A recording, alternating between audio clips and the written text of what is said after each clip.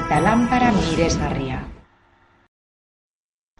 Orain dela urte asko, Asiako eskualde batean, jostun baten alarguna bizi zen bere seme bakarrarekin, Aladino. Egun batean, ezezagun bat iritsi zen eta osaba zela esan zion.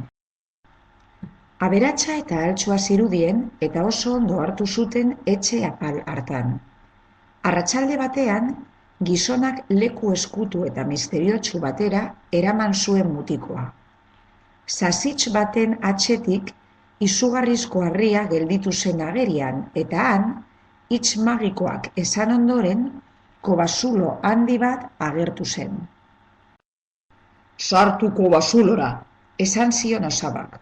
eta brontzesko lanpara bat aurkituko duzu, ekari esadazu. Aladinok osabak agindutakoa egin zuen. Izugarrizko lekua izan zen. Harri bitxiz beteta zegoen, balio handiko tapiz eta objektu ugari zeuden. Eman lanpara, Oihu egin zion osabak, larri Aladino lanpararekin ikusi zuenean, baina Aladinok lehenbizi kobazulotik irten nahi zuen. Osaba haserretu egin zen, mutikoak ez baitzion lanpara ematen. Hitz misteriotsu batzuk esan zituen, eta harria bere lekura itzuli zen. Mutikoa ezin atera gelditu zen kobazuloan. Aladino negarrez egon zen. Kobazuloan 3 egun pasa zuen eta 3. egunean, irteteko itxaropena galduta, lanpara igurtzi eta kelodiaren atzean jeinu bat agertu zen. Jeinuak esan zion Aladinori. zure nahiak agindu dira niretzat, lanparako jeinua bainaiz zuretzat. Kobazulonetik irten nahi dut. Erantzun zion Aladinok izututa. Eta berehala mutikoa kanpoan agertu zen. Etxera iritsi zenean, amak oso pozik hartu zuen. 3 egun hauetan oso kezkatuta egon zen gizajoa. Urte haietan, gozea eta miseria ziren nagusi inguru hartan.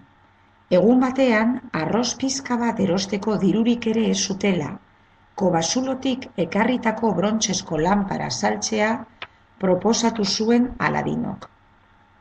Ama garbitzen hasi zen eta pizka bat igurtzi bezain pronto, jeinu handi bat agertu zitzaien aurrean.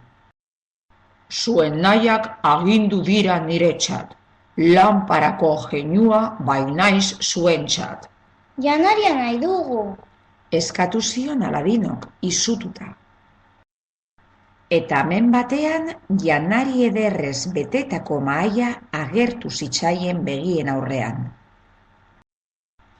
Hainbat urtez bizi izan ziren horrela, jeinuari behar zutena besterik ez zioten eskatzen. Baina behin, Aladino hiri inguruan pasieran zebilela, erregearen alaba ikusi eta harekin maitemindu zen. Aladinoren amak semea biziro maiteminduta zegoela ikusi zuenean, erregearengana joan zen, gertatzen zena kontatzera. Erregeak barre egin zuen eta esan zion. Nire alaba bakarrik ezkonduko da, printze batekin. Baina Aladinoren ama oso azkarra zen, eta bere semea printze baten eraldatzea erabaki zuen. Horretarako, lanpara igurtzi eta gero, gaztelu bat eskatu zion jeinuari. Gero, alfombra magiko bat ere eskatu zion. Alfombra magikoarekin zeruan batera eta bestera ibiliko ziren, eta zoriontsuak izango diren tokietara joan ahal izango ziren. Eta amaitzeko, arropa egokiak ere eskatu zizkion. Jeinua, oso pozik gainera, dena eman zion. Hurrengo egunean, jeinuari esker, Aladino printze bat izango balitz bezala erregearen gaztelura joan zen. Printzesa, Aladino ikustean, harekin maitemindu zen ere bai. Eskontxa distiratsua izan zen benetan, eta eskon berriak oso pozik bizi ziren. Eta Aladinoren ama ere bai. Eta astebururo, Aladino eta printzesa alfombra magikoarekin zeruan batera eta bestera ibili ziren, leku desberdinak ezagutzen, eta superpozik bizi ziren. Eta ala bazan, edo ez bazan, zar dadilak alabazan, eta atera dadilak berriotxoako jolastokian.